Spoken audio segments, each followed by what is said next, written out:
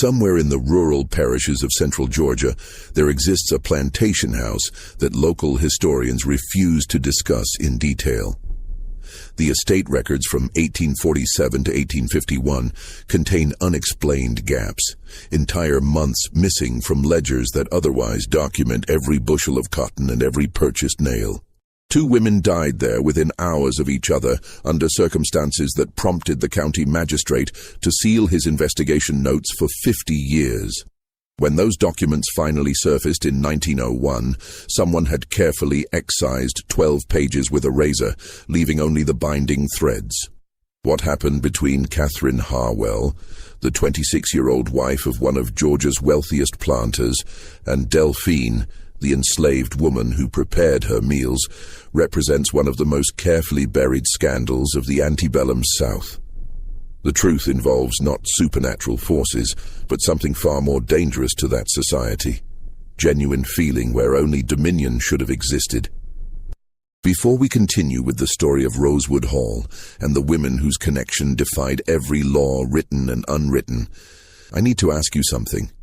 If you're interested in true stories that history tried to erase, stories that reveal what people were capable of feeling and doing when the world told them such things were impossible, then subscribe to this channel and hit that notification bell.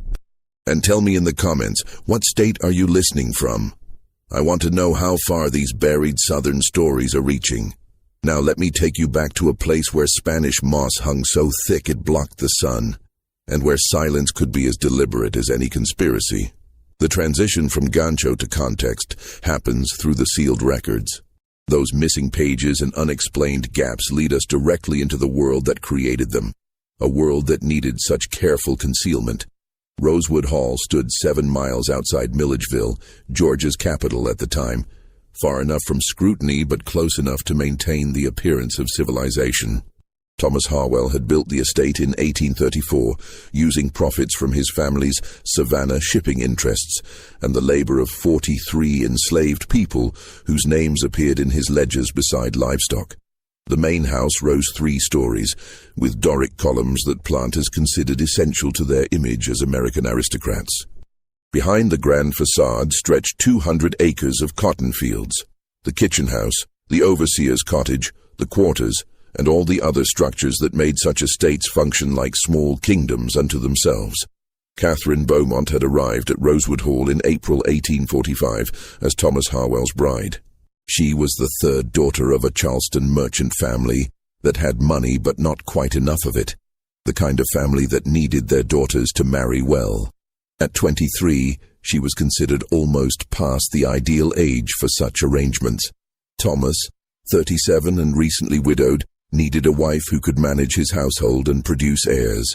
The marriage made perfect economic and social sense, which in their world meant it required no other justification. What no one anticipated was how poorly Catherine would adapt to isolation. In Charleston, she had been surrounded by sisters, cousins, and the constant social circulation of a port city. Rosewood Hall offered her a dozen enslaved house servants, occasional visits from neighboring plantation wives, and long, silent afternoons when Thomas rode out to inspect his fields or traveled to Milledgeville on business. She had been taught to embroider, to plan menus, to manage servants, and to keep her opinions on any serious matter carefully concealed. No one had taught her how to endure loneliness. Delphine had been born at Rosewood Hall in 1821, making her 24 years old when Catherine arrived. Her mother, Celia, had been the plantation's head cook until her death from fever in 1843. Delphine had learned her mother's skills completely, not just the mechanical preparation of food, but the subtle intelligence required to manage the kitchen house, to anticipate the needs of the big house, to navigate the dangerous space between Thomas Harwell's demands and the reality of what could be accomplished with available resources. She could butcher a hog, preserve vegetables through winter, create elaborate French-style dishes from memory, and manage the 3 younger enslaved people who worked under her direction. Thomas Harwell valued Delphine the way he valued a well-made plow, as property that functioned reliably. He had never sold her because replacing her skill would have cost more than she was worth in the market. This cold calculation had kept her and her younger brother Marcus at Rosewood Hall while others were sold away. She understood that her security depended entirely on remaining useful. The kitchen house stood 30 yards from the main residence, connected by a covered walkway that allowed meals to arrive hot, but kept cooking fires safely distant. This separation meant Delphine spent her days in a domain that was entirely her own, supervised but rarely directly observed. She woke before dawn to start fires, worked through the heat of the day, and often didn't finish cleaning until long after the family had retired. It was exhausting, dangerous work. Burns and cuts were constant, but it also provided something rare in slavery, a degree of autonomous space. Catherine's first months at Rosewood Hall followed the expected pattern. She wrote letters to her sisters. She supervised the house servants with the uncertain authority of a new wife. She endured Thomas's attention with the resignation her mother had taught her to consider womanly virtue. But by summer, the letters grew less frequent. The August heat pressed down like a physical weight, making even breathing feel like labor. Thomas began taking extended trips to Savannah and Milledgeville, often staying away for weeks. Catherine found herself alone in the great house with only the servants for company, and she discovered that loneliness could actually worsen when surrounded by people who were forbidden from treating her as human rather than mistress. She began visiting the kitchen house more frequently than necessary. At first, she told herself she was simply learning to manage the household more efficiently, but the truth was that Delphine's domain felt more alive than the formal, silent rooms of the main house. The kitchen smelled of rising bread and simmering stalks. It held the heat of the cooking fire, even when the rest of the world felt cold. And Delphine moved through it with a confidence that Catherine found herself watching, perhaps longer than she should. The first conversation that went beyond mistress-servant formality happened in September 1845. Catherine had come to discuss the menu for a dinner party. Thomas was hosting several planters to discuss a proposed railroad line. She found Delphine preparing dough for rolls, her hands moving with practiced efficiency, and something about the rhythm of the work, the peaceful concentration, made Catherine linger. "Did your mother teach you?" Catherine asked, and the question itself was already inappropriate. Asking an enslaved person about family, about inheritance, about anything that acknowledged them as a person with history. Delphine's hands stilled for just a moment. She was intelligent enough to recognize danger and careful enough to avoid it. "Yes, ma'am," she said quietly. "She taught me everything." Catherine should have left it there. Instead, she asked, "Do you miss her?" The silence that followed lasted long enough that Catherine realized she had crossed a line that couldn't be uncrossed. She had asked Delphine to be human in her presence, to acknowledge grief, to pretend for a moment that the distance between them was not absolute. Delphine's expression remained carefully neutral, but something in her eyes suggested she understood the transgression perfectly. "Every day, ma'am," Delphine finally said, her voice barely above a whisper.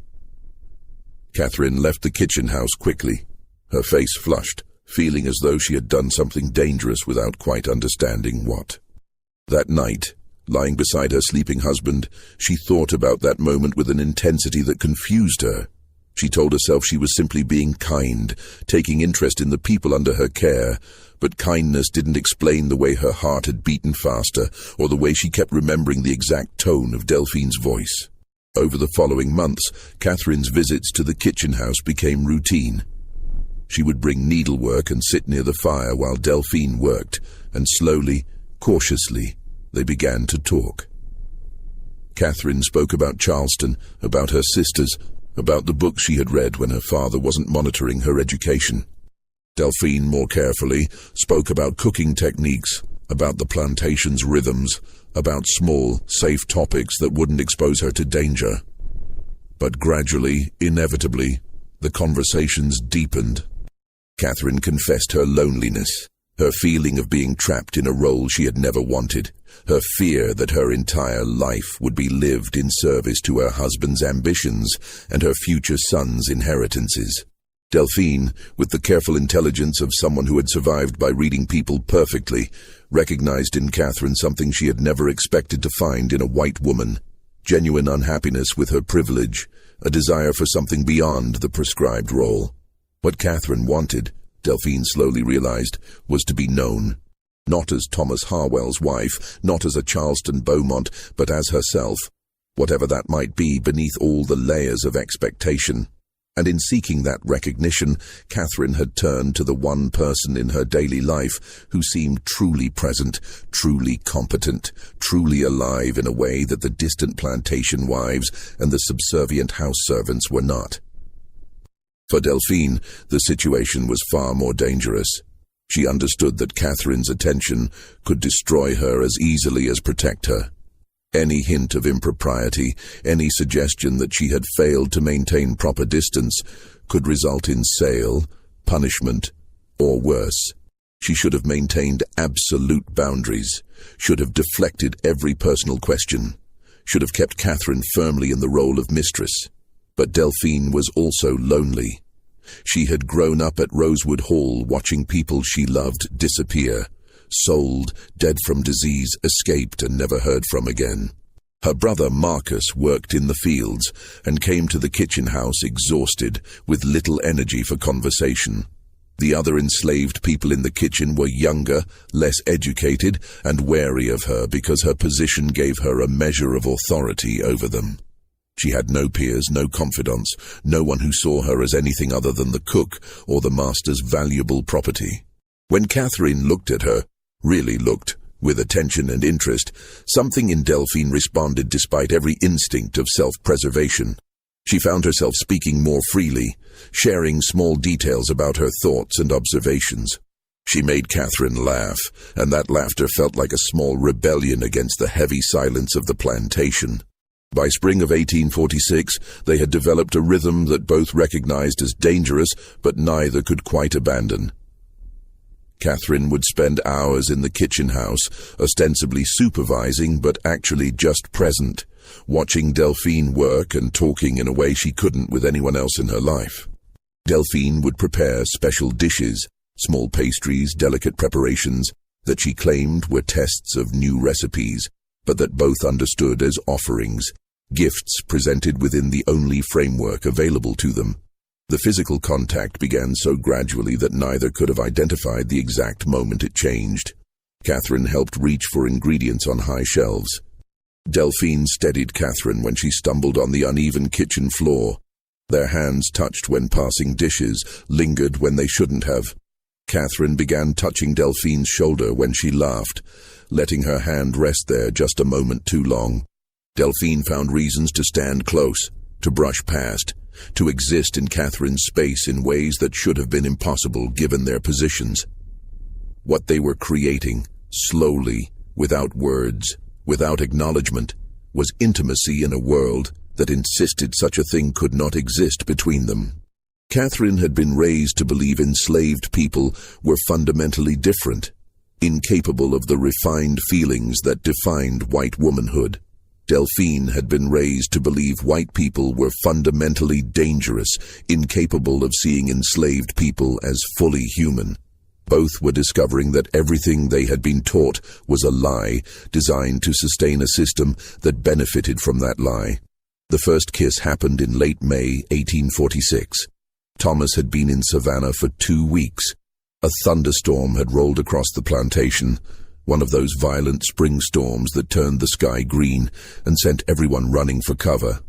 Catherine had been in the kitchen house when the rain started, and rather than run back to the main house through the downpour, she had stayed.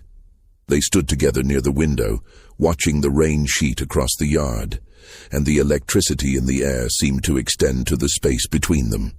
Catherine turned to Delphine, and something in her expression made clear what she wanted. Delphine should have stepped back, should have remembered every lesson about survival, should have recognized this as the moment that could destroy her. Instead, she leaned forward and touched her lips to Catherine's with a gentleness that acknowledged both the desire and the impossibility. The kiss lasted only seconds before they pulled apart, both terrified, both exhilarated. They stared at each other in the dim light of the storm-darkened kitchen, and the weight of what they had just done settled over them like a physical presence. This was not just forbidden, it was unthinkable. It crossed every boundary their world recognized. It was illegal in ways that went beyond written law into the realm of social death. "We can't," Delphine whispered, and her voice carried all the fear of someone who understood exactly how much she had to lose.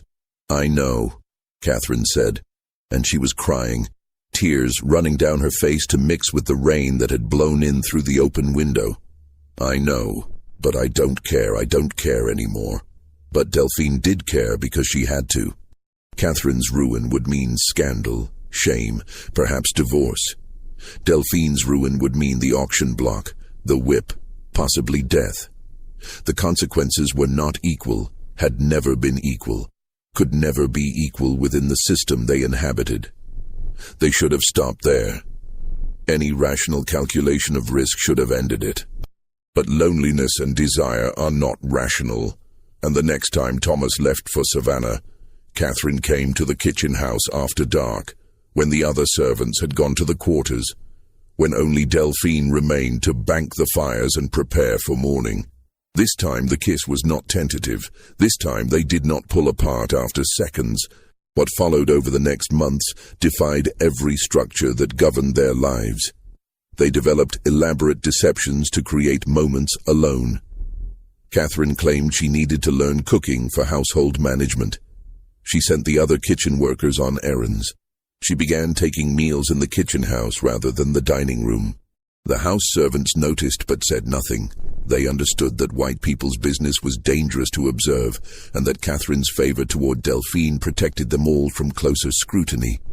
Thomas, when he was present, noticed only that his wife seemed less melancholic, that the household ran smoothly, that the meals continued to be excellent.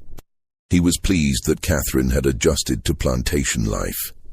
The idea that his wife and his property were conducting a relationship that made a mockery of everything he believed about social order never crossed his mind, because such things were literally unthinkable within his worldview.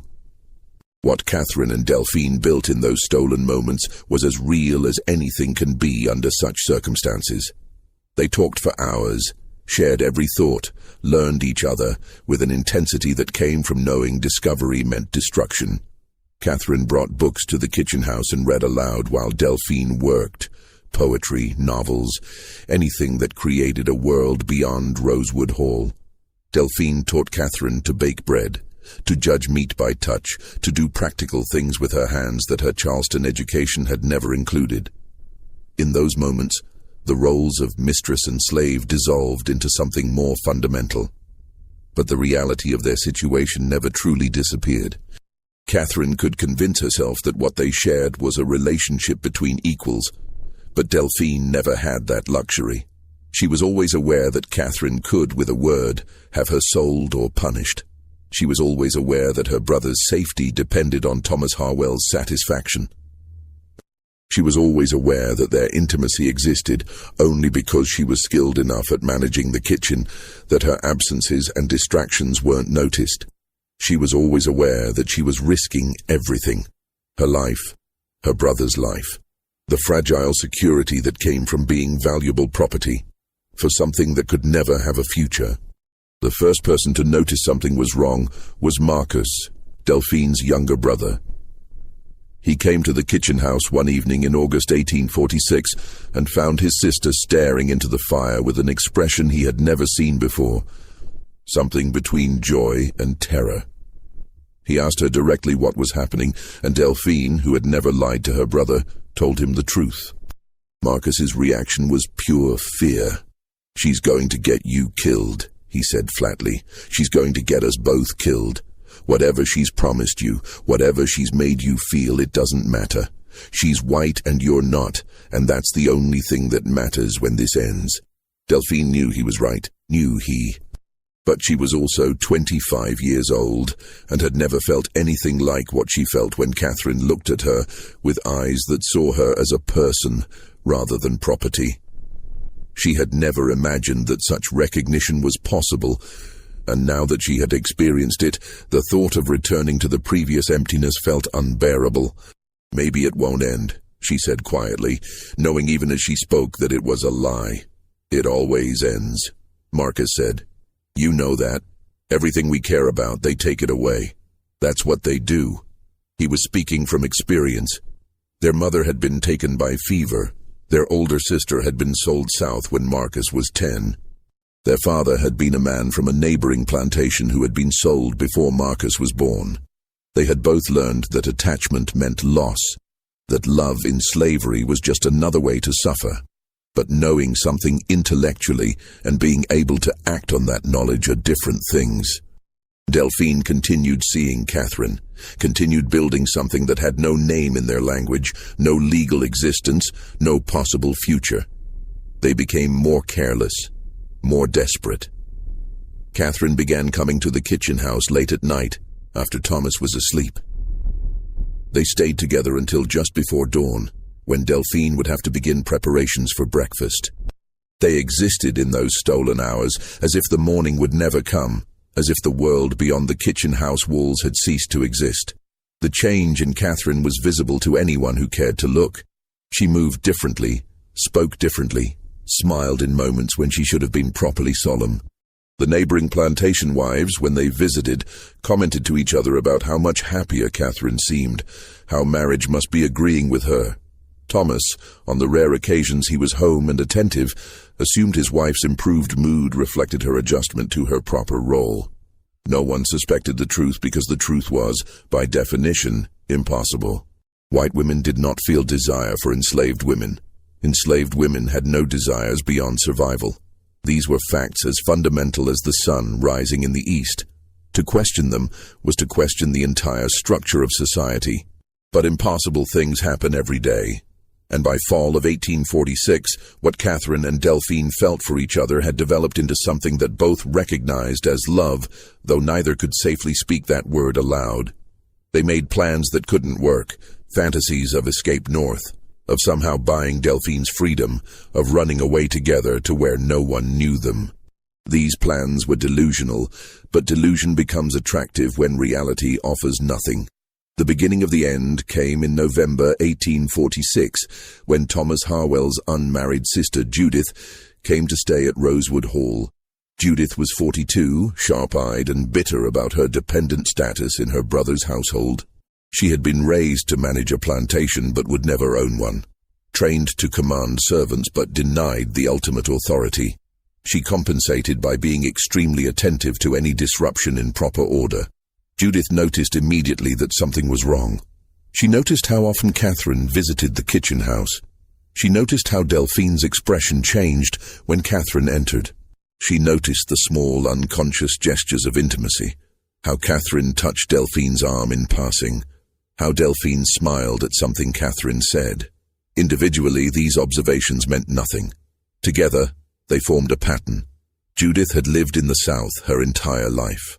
She understood the hidden architecture of plantation households, the secret relationships that white men conducted with enslaved women, the way power and intimacy could twist into forms that society officially denied.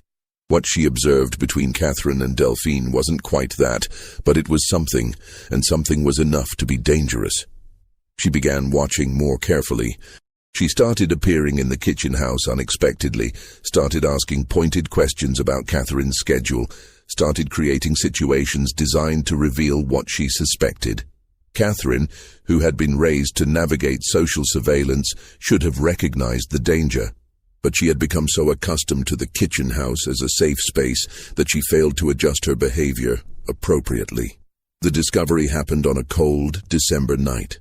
Judith woke past midnight and noticed light still burning in the kitchen house. She dressed and walked across the yard, telling herself she was investigating what might be a fire hazard. What she found when she opened the kitchen house door was Catherine and Delphine standing close together, Catherine's hand on Delphine's face in a gesture that was unmistakably intimate. The three women froze in a tableau that seemed to last forever. Judith's expression moved from confusion to comprehension to absolute horror. Catherine stepped back from Delphine as if burned, her face going white. Delphine dropped her eyes immediately to the floor, every survival instinct screaming at her to appear as deferential and non-threatening as possible. "Judith," Catherine started, her voice shaking. "It's not. It's exactly what it appears to be," Judith said, and her voice was cold and precise. "You disgrace yourself. You disgrace this family, and you contaminate this household with this perversion." The word hung in the air like poison. Perversion. Not love, not relationship, not connection. Perversion. The word that erased everything real and replaced it with sin. "Please," Catherine whispered, "please don't tell Thomas." Judith looked at her sister-in-law with something close to pity, though pity mixed with contempt. "What you've done gives me no choice. This is not some minor indiscretion. I don't even have words for what this is. Thomas must know. The servants must be disciplined for allowing this. That creature," she gestured at Delphine without looking at her, "must be removed from this property immediately." "No," Catherine said, and the desperation in her voice revealed everything Judith suspected and more. "No, you can't. Please, I'll do anything. You'll do nothing," Judith said sharply. "You have no authority here. You are Thomas's wife, and when he learns what you've done with his property, you may not even be that for long. I will speak with him tomorrow morning." But Judith didn't leave immediately. She stood in the doorway of the kitchen house, studying the two women before her with the fascinated horror of someone witnessing something she had been taught was impossible. Her eyes moved from Catherine's tear-stained face to Delphine's rigidly controlled posture, and a new understanding seemed to dawn. "How long?" Judith asked quietly, and the question carried more weight than her previous anger. "How long has this contamination existed in my brother's house?" Catherine opened her mouth, but no words came. It was Delphine who spoke, her voice barely audible, her eyes still fixed on the floor. "It's my fault, ma'am. I took advantage of Mrs. Harwell's kindness. I deceived her. She's innocent in this." "Don't," Catherine said sharply, finding her voice. "Don't lie for me. Judith, whatever you think of me, whatever Thomas will do to me, I won't let Delphine take blame that isn't hers. This was both of us. I wanted—" Her voice broke. "I wanted this as much as she did." Judith's expression shifted from horror to something more complex, a mixture of disgust and genuine confusion.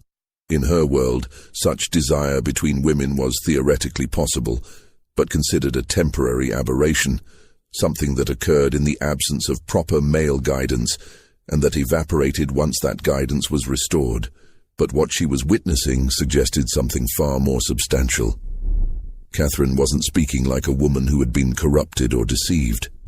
She was speaking like a woman defending someone she loved. "You're telling me," Judith said slowly, "that you chose this, that you, a white woman of good family, deliberately sought intimacy with a slave?" "Yes," Catherine said, and despite her terror, there was defiance in her voice. "I chose it. I choose her. I know you can't understand that, but it's the truth." Judith shook her head, not in disbelief but in a kind of appalled wonder. "Then you're more lost than I imagined. Thomas will have the marriage annulled if he can manage it. You'll return to Charleston in absolute disgrace, and that thing—" She looked at Delphine properly for the first time. "Will be sold so far south she'll never contaminate another household." "She has a name," Catherine said, her voice gaining strength even as tears continued to run down her face. "Her name is Delphine. She's a person. She feels, she thinks, she is property," Judith interrupted with brutal finality. "And you have allowed yourself to forget that distinction, with consequences that will destroy you both. I almost pity you, Catherine. You've thrown away everything, your position, your reputation, your future, for something that was never real and could never last." "It was real," Catherine said quietly.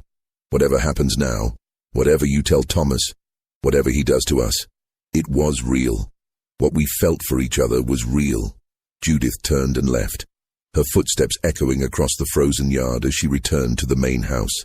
The door closing behind her sounded like a judge's gavel, final and absolute. Catherine and Delphine stood in the kitchen house that had been their sanctuary, and both understood this was the end of everything. As soon as they were alone, Catherine reached for Delphine, but Delphine stepped back, creating distance that felt like a physical wound. "Don't," Delphine said, and her voice was flat, drained of all emotion. "It's over. It has to be over. Maybe we can still, if we say nothing happened, if we deny everything." "She saw us," Catherine said, and she was crying again, the tears coming so fast she could barely speak. "She saw us, and she'll tell Thomas, and he'll... Oh God, what will he do to you?" That was the question that mattered. Thomas Harwell owned Delphine completely. He could have her whipped, sold, even killed if he determined she had violated his property rights by contaminating his wife. The law was entirely on his side. Enslaved people had no legal recourse, no rights, no protection from anything an owner chose to do. "You need to go," Delphine said quietly. "You need to go back to the house, and we need to never speak of this again. Tell them I deceived you. Tell them I took advantage of your kindness. Tell them whatever you need to tell them to protect yourself." "I won't lie about you," Catherine said. "I won't let them hurt you." Delphine looked at Catherine with an expression that held both love and absolute clarity about their situation. "You can't stop them," she said. "You never could. That's what I've been trying to make you understand. We were always living on borrowed time, and now the time is up." Catherine wanted to argue, wanted to insist that she could protect Delphine, that her position as Thomas's wife gave her some authority. But Delphine's expression told her the truth. White women had no power in this system except what men allowed them, and that power evaporated the moment they violated the rules that sustained their privilege. They stood facing each other in the kitchen house that had been their sanctuary, and both understood this was goodbye. Catherine reached out once more, and this time Delphine let Catherine take her hand and hold it for a few seconds that had to contain everything they couldn't say. "I love you," Catherine whispered. "Whatever happens, know that I love you." Delphine nodded, not trusting her voice, and then gently pulled her hand away. "Go," she said. "Please, just go." Catherine left, walking back across the dark yard to the main house where everything was about to collapse. Delphine stood alone in the kitchen house, staring at the dying fire, and understood with perfect clarity that her life was over.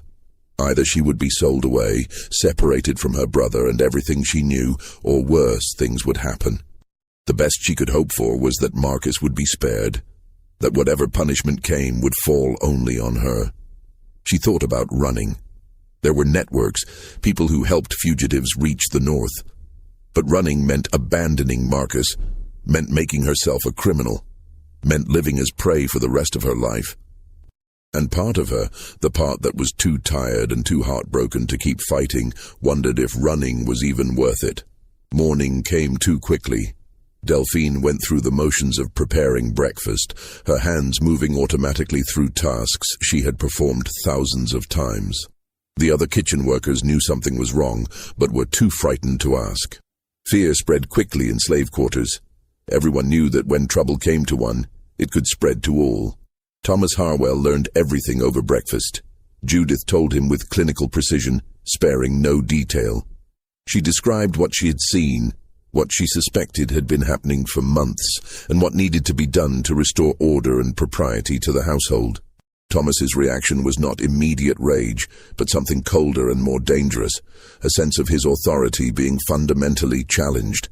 His wife had betrayed him with his property. The natural order had been inverted.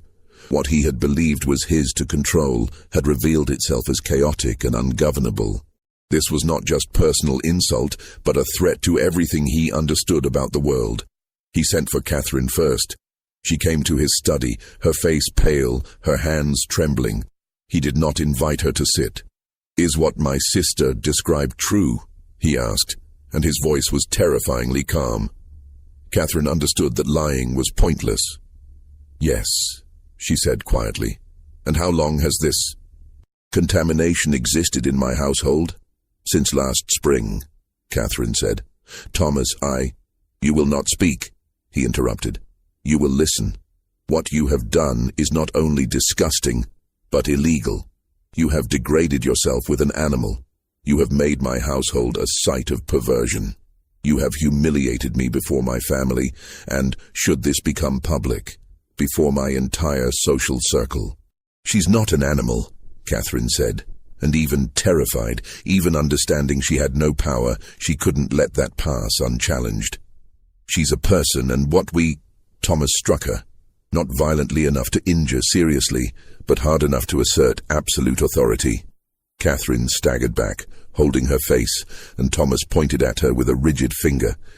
"You will never speak of this again," he said. "You will remain in this house. You will see no one. You will correspond with no one. I will decide later what is to be done with you. But for now, you will be confined to your room. And you will thank God that I don't exercise my legal right to divorce you for this abomination and send you back to your family in absolute disgrace." He called for a house servant to escort Catherine to her room. Then he sent for his overseer, a man named Hadley, who had managed Rosewood Hall's field operations for 12 years with efficient brutality. "The cook, Delphine," Thomas said. "She has contaminated my household with her influence over my wife. She must be sold immediately. I want her off this property by tomorrow." Hadley nodded. This was familiar territory, disobedient property being removed. "I'll contact the dealers in Milledgeville. Won't get top price on such short notice, but—" "I don't care about price," Thomas said. "I want her sold south, deep south. Somewhere she will never have opportunity to spread her corruption or to maintain any connection to this place. Make it clear to the dealers that this is essential." Being sold south meant the sugar plantations of Louisiana, the cotton fields of Mississippi, the rice swamps of South Carolina, places where enslaved people died quickly and were easily replaced. It was understood as one of the worst fates possible within slavery, a death sentence that left the body alive long enough to suffer. "And her brother?" Hadley asked. "Marcus. He's one of your field hands." Thomas considered. "Keep him for now. He's productive. But make clear to him that his sister's disgrace has been noted, and any disruption from him will result in immediate sale." Delphine learned her fate that afternoon. Hadley came to the kitchen house and told her, with the casual tone of someone conveying routine information, she would be sold tomorrow morning. She had until dawn to prepare herself and say goodbye to anyone she needed to say goodbye to. Delphine's first thought was of Marcus. She found him in the fields during the brief evening break and told him what was happening. Her brother, who had predicted exactly this outcome, took her hands and pressed his forehead to hers. "I'm sorry," she whispered. "I'm so sorry." "Don't," he said fiercely. "Don't apologize for being human. Don't apologize for wanting something for yourself. This isn't your fault, it's theirs. It's this whole cursed system. Take care of yourself," she said. "Be careful. Don't do anything that gives them reason to hurt you." "I'll find you," Marcus said. "Somehow, someday, I'll find you." They both knew this was a lie, a comfort that couldn't survive reality. Once enslaved people were sold south, they disappeared as completely as if they had died. The distances were too great, the documentation too sparse, the system too deliberately designed to prevent families from ever reconnecting. They held each other until the overseer's bell rang, calling everyone back to work. Then Marcus returned to the fields, and Delphine returned to the kitchen house for what would be her last night there. She thought about trying to see Catherine, about trying to say goodbye, but she knew it was impossible. Catherine was confined to her room, guarded to prevent exactly that kind of contact. Whatever final words they might have shared would remain unspoken. Instead, Delphine sat in the kitchen house she had managed for 4 years, surrounded by the tools of her trade, and tried to prepare herself for what came next. She had heard stories about the Deep South plantations. Everyone had. The work was harder, the conditions worse, the death rate higher. Enslaved people were worked to death and replaced from the steady stream of new purchases. She was being sent there not just to be sold, but to be destroyed, slowly and systematically. She could run. She had until dawn. The nights were long in December, and she knew the plantation's layout perfectly. She could be miles away before anyone noticed. But running meant abandoning Marcus to potential retaliation, meant becoming a fugitive with no resources and no connections, meant gambling everything on a nearly impossible journey north. She sat with that choice for hours, weighing an almost certain terrible death against a small chance at freedom. Many enslaved people had made the same calculation. Some ran and were caught and suffered fates worse than anything legal sale could produce. Some ran and succeeded and became legends whispered in slave quarters. Some, like Delphine, sat in the darkness and couldn't decide which form of courage, running or enduring, required more strength.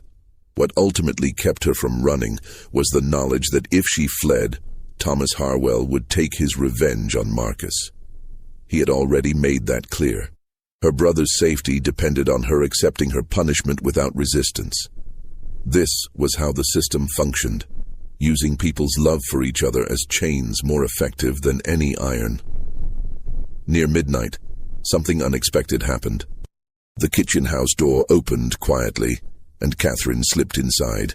She had managed to bribe a house servant, had climbed out her window and crossed the yard in darkness. She looked terrified and desperate and absolutely determined. "I had to see you," she said. "I couldn't let you go without—" Delphine stood and crossed to her, and they held each other with the intensity of people who know they will never touch again. No words were adequate. They had both known from the beginning that this couldn't last, that the world they lived in would eventually destroy what they had built. Knowing it didn't make it hurt less. "Come with me," Catherine whispered desperately. "We'll run together. We'll go north. We'll—" "You know I can't," Delphine said gently. "If I run, Marcus suffers, and you— Catherine, you're white. You have options I'll never have. You can survive this. You can eventually leave Thomas, go back to your family, start over somehow. I can't." "I don't want to survive without you," Catherine said, and she was crying, her tears soaking into Delphine's shoulder. "You have to," Delphine said, "because one of us surviving is better than both of us destroyed. Promise me you'll survive this. Promise me you'll find some way to live." Catherine pulled back and looked at Delphine's face, memorizing it, trying to hold on to something that could never be preserved. "I love you," she said. "I will always love you. Nothing they do, nothing they say, nothing that happens will ever change that." "I know," Delphine said. "I love you too. That's why you have to go back to the house now before anyone notices you're gone. That's why we have to let this end." They kissed one last time, and it was gentle and desperate and absolutely final. Then Delphine physically turned Catherine toward the door and pushed her gently toward it. "Go," she said. "Please, if you love me, go." Catherine went, looking back once from the doorway, and then she was gone into the darkness. Delphine stood alone in the kitchen house and allowed herself for the first time to fully acknowledge her grief. She had lost everything, her home, her brother, her love, her future. All that remained was the certainty of suffering ahead. Dawn came with terrible clarity. A slave dealer from Milledgeville arrived with chains and paperwork. Delphine was given no time to gather belongings because enslaved people owned nothing. She was simply property being transferred from one owner to another. The dealer chained her wrists, unnecessary since she wasn't resisting, but required by procedure, and led her to his wagon. Marcus was there, having been given permission to say goodbye. He embraced his sister, and Delphine felt his tears on her cheek. "Be strong," she whispered to him. "Survive. That's all we can do. Survive and remember each other." "I won't forget you," Marcus said. "I swear I won't forget." The dealer pulled Delphine away and helped her into the wagon with a businesslike efficiency that demonstrated how routine this was for him. He had transported thousands of enslaved people, had seen thousands of these goodbyes. They meant nothing to him, because in his world, these were not people but merchandise that sometimes inconveniently had feelings. As the wagon pulled away from Rosewood Hall, Delphine looked back once. She saw the kitchen house where she had spent the happiest and worst year of her life. She saw Marcus standing in the yard. She saw in an upper window of the main house a pale face that she knew was Catherine watching her leave. Then the wagon turned onto the road and Rosewood Hall disappeared from view. Delphine faced forward and tried to prepare herself for whatever came next. She had been sold south. She would probably die there, but she had lived for a brief time as something more than property. She had loved and been loved in return. In a system designed to reduce people to objects, she and Catherine had created something undeniably human. Whether that was worth the price she was about to pay, she didn't know, but it was too late for such questions. The choice had been made, the consequences were unfolding, and all that remained was endurance. The journey to Savannah took 3 days. Delphine traveled in the dealer's wagon with 4 other enslaved people, 2 men and a woman with a small child, all of whom had been purchased from various estates for resale in the Deep South markets. The dealer, a man named Crenshaw, who had been transporting human cargo for 15 years, maintained professional efficiency. He fed them enough to keep them healthy for sale, chained them securely enough to prevent escape, but not so tightly as to leave visible marks that might reduce value, and spoke to them in the tone one might use with livestock. During those 3 days, Delphine existed in a strange state between grief and numbness. Everything she had known, her home, her brother, the woman she loved, receded behind her with every mile. The other captives in the wagon spoke little, each absorbed in their own devastation. The woman with the child sang quietly sometimes, old songs that Delphine recognized from her mother, songs that had traveled from Africa to America in the holds of slave ships, and that persisted because people needed something beautiful to hold on to in the midst of absolute powerlessness. At the Savannah auction house, Delphine was processed like merchandise. Dealers examined her teeth, her hands, asked questions about her skills and health history. Crenshaw, who had her documentation from Thomas Harwell, emphasized her cooking abilities, her literacy, unusual and valuable, and her proven reliability. He mentioned nothing about why she was being sold, though experienced dealers could usually guess. Sudden sales of valuable domestic slaves often indicated some transgression, theft, insolence, or other disruption to household order. Delphine was purchased within 2 days by a dealer named Simmons, who specialized in supplying Louisiana sugar plantations. The price was $750, less than her actual value, but Crenshaw had been instructed to sell quickly rather than wait for optimal prices. Simmons chained 15 people together and began the journey west, moving by steamboat up the Savannah River, then overland to Montgomery, then by boat again down to Mobile and New Orleans. The journey took weeks. People died, 1 man from fever, 1 woman in childbirth aboard the steamboat. Their bodies were disposed of with minimal ceremony, and the chain line moved on. Delphine watched and understood that this was her future, a world where death was common enough to be unremarkable, where people vanished without record or memorial, where the only thing that mattered was whether enough laborers survived to make the journey profitable. Meanwhile, at Rosewood Hall, events unfolded with their own terrible inevitability.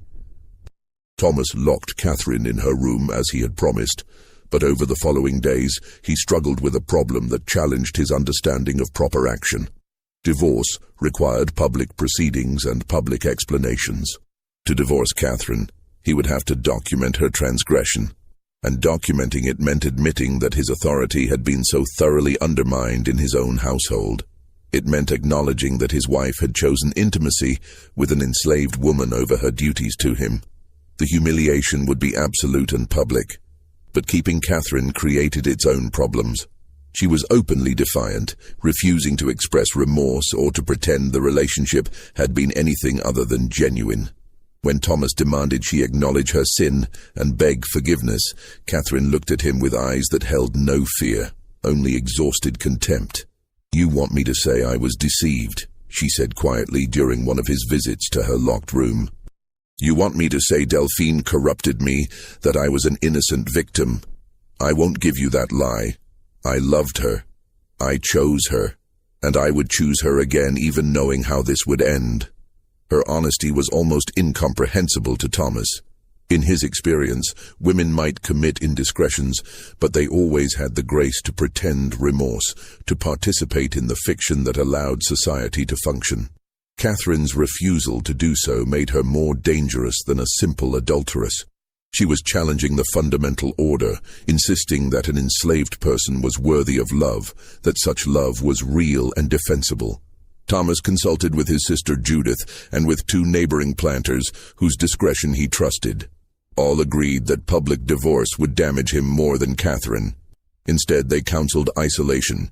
Keep Catherine confined, limit her contact with the outside world, and eventually the scandal would fade into rumor. In a few years, if Catherine could be brought to show appropriate contrition, some limited social rehabilitation might be possible. But Catherine had no intention of rehabilitation. 3 days after Delphine was sold, she began refusing food. Not dramatically, not with announced intention, but simply pushing away plates and saying she wasn't hungry. By the 5th day, Thomas noticed and sent the household's physician to examine her. Dr. Mercer found Catherine physically healthy, but displaying what he delicately termed melancholia of severe character. He recommended forced feeding if she continued to refuse nourishment, but also suggested that such extreme measures might not be successful if the patient was determined. Catherine was indeed determined. She had discovered that the only power she retained was the power to refuse.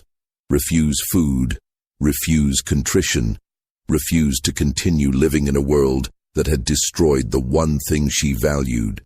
It was a slow form of suicide, and she pursued it with the same intensity she had once pursued Delphine's love.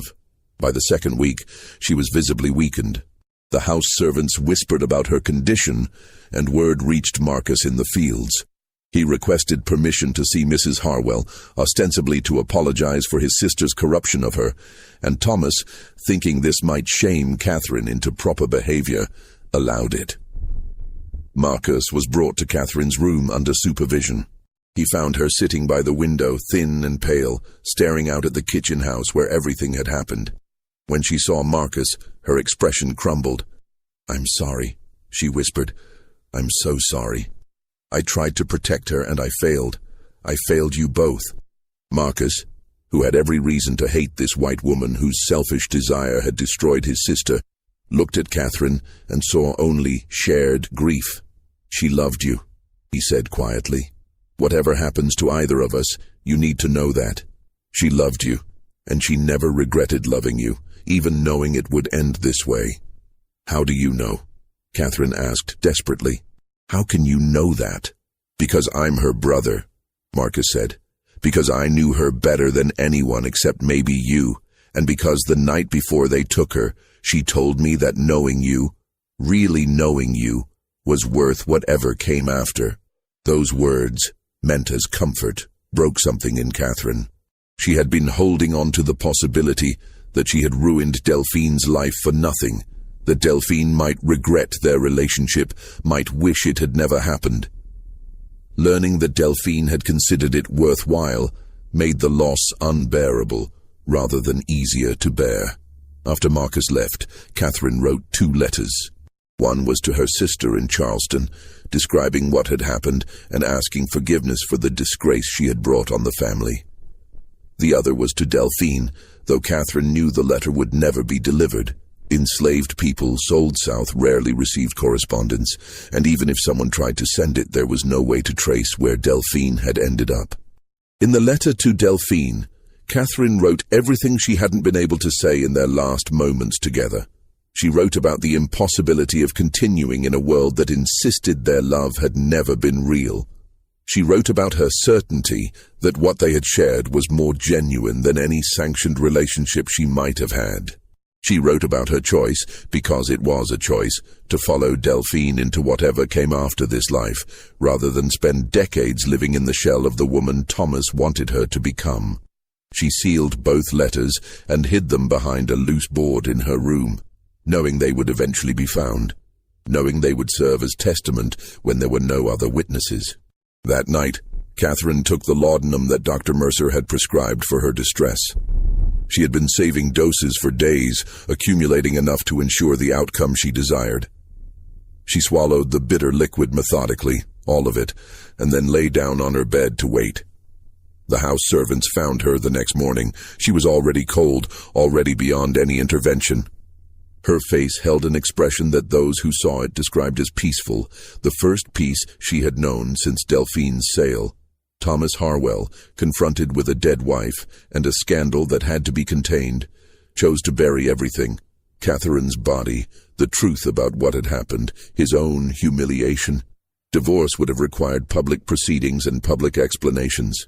Catherine's death, attributed to illness, allowed him to maintain the fiction that nothing untoward had occurred. He destroyed any letters Catherine had written, any journals she had kept, anything that might have documented her relationship with Delphine.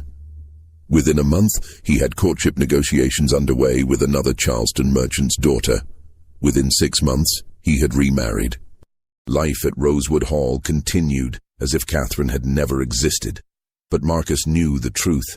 He had spoken with house servants who had seen Catherine's final moments, who had heard her speaking Delphine's name as the poison took effect. He knew his sister had been sent south to die slowly, and he knew that Catherine had chosen to die rather than survive without her. The knowledge broke something in Marcus. He had endured slavery by believing that survival was itself a form of resistance, that staying alive was a way of refusing to let the system win completely. But watching his sister sold away, watching the woman she loved choose death, made survival feel like collaboration. Just when we thought we'd seen it all, the horror in Rosewood Hall intensifies. If this story is giving you chills, share this video with a friend who loves dark mysteries. Hit that like button to support our content, and don't forget to subscribe to never miss stories like this. Let's discover together what happens next. 3 weeks after Catherine's death, Marcus ran. He disappeared from Rosewood Hall in the middle of the night and was never seen again. Thomas Harwell hired slave catchers, posted notices, offered rewards, but Marcus had simply vanished. Whether he made it north, whether he died in the attempt, whether he was caught and killed so far from Rosewood Hall that word never made it back, no one knows. The records show only that in February 1847, Thomas Harwell filed paperwork recording a financial loss due to a fugitive slave valued at $800. That single line in a ledger is the only official acknowledgement that Marcus ever existed. As for Delphine, she disappears from the historical record entirely after her sale in December 1846. The Savannah auction house records show her being sold to a dealer who supplied plantations in Louisiana. After that, there is nothing. She could have died on the journey south. She could have died in the first year on a sugar plantation, as many did. She could have survived for decades. There is no way to know. But in the Louisiana plantation records that survive, there are occasional hints of women who resisted in small ways, who poisoned overseers' food, who taught others to read despite prohibitions, who maintained dignity despite every effort to destroy it. Perhaps Delphine was one of these women. Perhaps she carried what Catherine had given her, the knowledge that she was fully human, fully capable of love and being loved, into a system designed to deny that truth. Perhaps that knowledge was itself a form of resistance, a refusal to internalize the lies slavery required. The truth is, we don't know.